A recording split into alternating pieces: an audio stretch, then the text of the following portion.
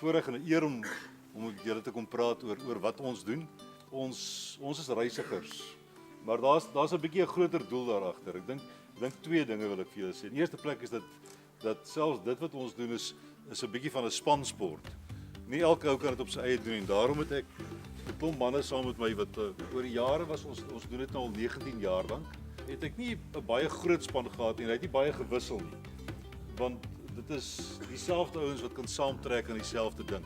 Stefan Sonnekes, Stefan is ons kameraman. Hy is al vir baie jare betrokke by Voetspore, eers as redigeerder en later as kameraman. Die jonger toevoeging tot die span is Simon Ween.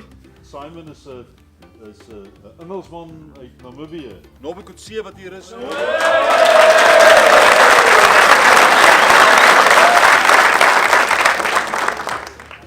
Ja, Nobbe is ook in April vasmaak in die Noord-Kaap.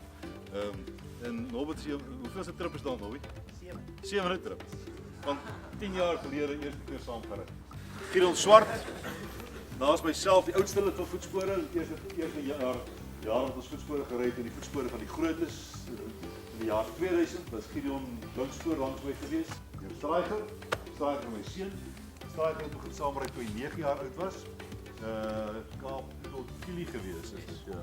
En dis die spanmanne wat saam met ons ry. Ons het begin deur in Suid-Afrika of Suidelike Afrika te reis. En toe later het ons al hoe verder noord gegaan in Afrika self. Ons het agtergekom dat dis 'n fantastiese kontinent met wonderlike mense, met uitstekende uitdagings, maar 'n veilige kontinent.